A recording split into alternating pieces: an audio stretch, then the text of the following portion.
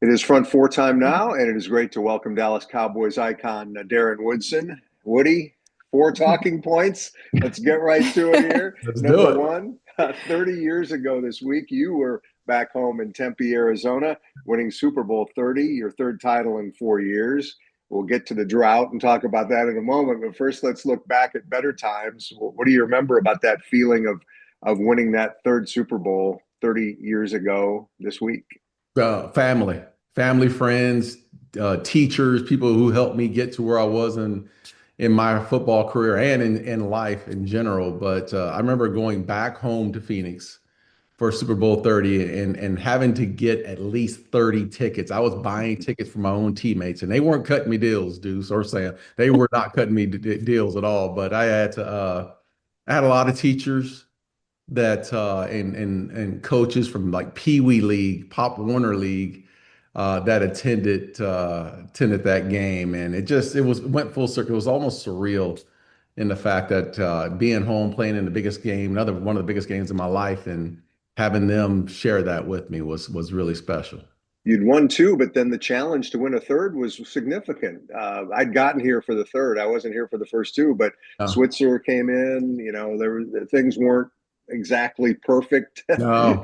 internally there at that point, so you had to overcome some things. Yeah, well, a lot of expectations. We should have probably went the year before and went three straight. That didn't happen. We lost in the NFC Championship game. But, I think at that time you could see the cracks in the dynasty and what we had accomplished over the years and through free agency, through the draft. We weren't drafting as well at the same time. And I have no idea. Deuce, I can sit here and talk to you and Sam today and tell you, well, this was the reason we got there.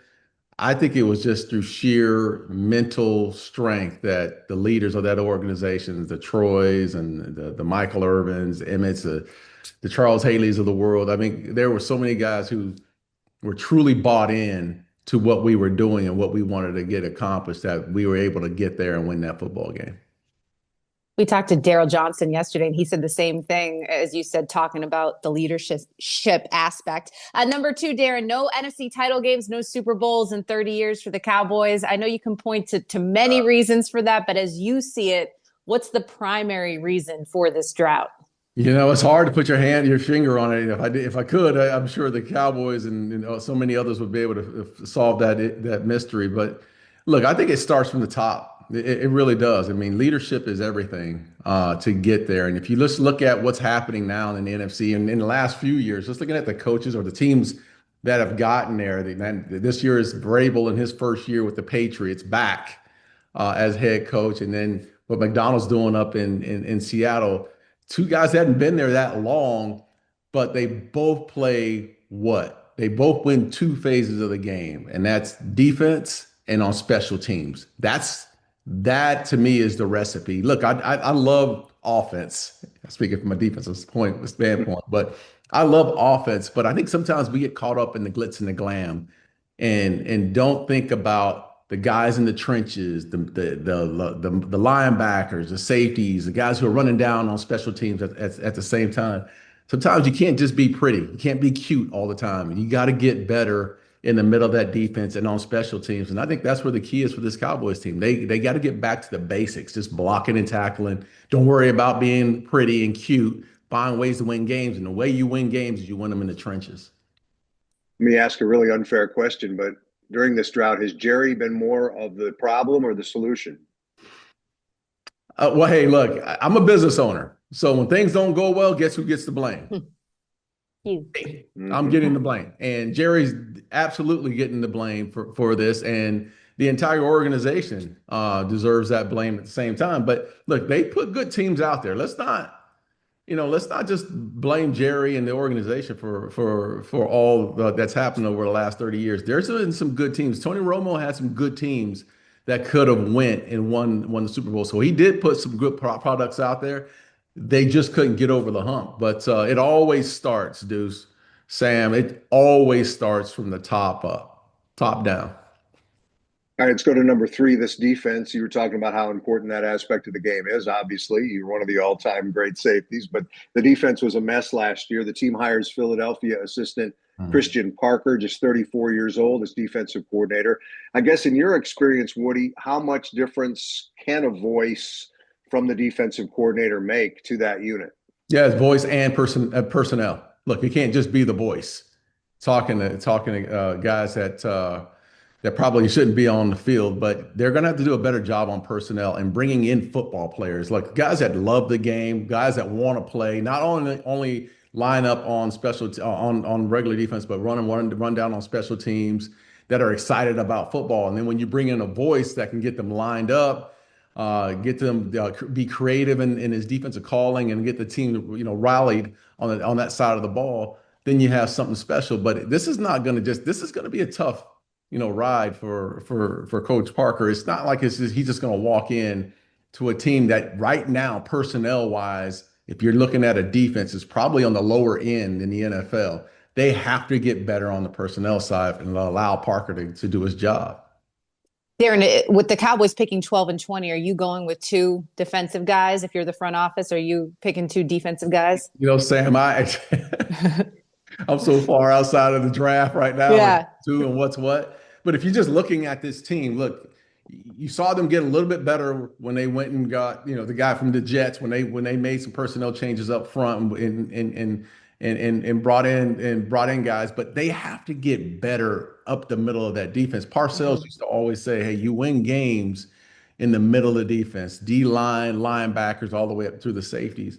And I think that's where they're weak right now. I think they're extremely weak in that aspect. So, whether it be through free agency, whether it be, through the draft, they got to get depth in those positions and make it competitive. It can't just be, well, I have a star player and he no longer has to compete. You have to compete week in and week out. And I think that's what made the Jimmy Johnson teams so special back in the 90s is every game, every practice was competition and you had to compete for your spot. All right, let's go to number 4 now. Woody, you are again a finalist for the Pro Football Hall of Fame. You'll learn your fate during the NFL awards announcement next week. You're a 5-time Pro Bowler, 4-time All-Pro, 3-time Super Bowl winner. Your resume stacks up favorably against a lot of guys who are already in the Hall of Fame. You've been down this road before. I guess what's your mindset now as you approach another vote, if you will, to learn whether or not you made it into Canton? I'm grateful, man. I really am, Sam and Mike. I really have. I'm grateful for the opportunity. Do I believe that I should be a Hall of Famer? Absolutely. I think I've had a Hall of Fame career. I think I played at the highest levels, and I was a leader of a team, a defense that was special in winning those championships. So, yes, absolutely. But, I'm grateful as well for my family, friends, Deuce like you, um, business. Like I've probably done more. I probably had a better Hall of Fame career outside of football than I had than playing those 12 years in the NFL. But and I'm grateful. Whether if it happens this year, I'm special. I mean, it'll be a special day, and I'll enjoy it with my family. That's what I really want to do. Not only just my family, my former teammates, but if it doesn't happen, man, God's good, man. Real quick, what it must make you feel good to know, though, to see the Cowboys fan base and the way they supported you, believing that you should be in, along with guys you played with, played against, former coaches. I mean, that's got to make you feel pretty good, I would think. Yeah, yeah, and I've always had Sam. I've always Yeah, that love. When I was playing, I was feeling that love. yeah. Holmgren stopped me my 4th year in the league, telling me, "Man, you're a Hall of Fame player." Like I kind of knew that I was that type of player back then. It does feel good, though. I mean, we'd be lying to ourselves as former athletes or current athletes if we didn't say that, the fans, that appreciation that the fans put on you and give you the love that they give you, it doesn't go a long way. It goes a ton. I mean, it means a lot to be a former Cowboy football player and have the Cowboy fan base, showing me love. You definitely deserve to be in, and we sure hope you get in. What do you, for no other reason, you deserve to be in because of co-hosting the Hennings-Woodson show all those years ago. Look at those Yeah, I young look good. boys. Look at my hairline. I actually had a hairline back then. Look at that. Look at that You jawline I look had. great. It's back when I had. That's back when I had a jaw, a few less chins all the way back in the day. Woody, it's been great. We'll be pulling for you next week, and thanks so much for sharing some memories and some thoughts with us here. Appreciate it. Yeah. Love y'all. Thank Appreciate it. Thanks you. again.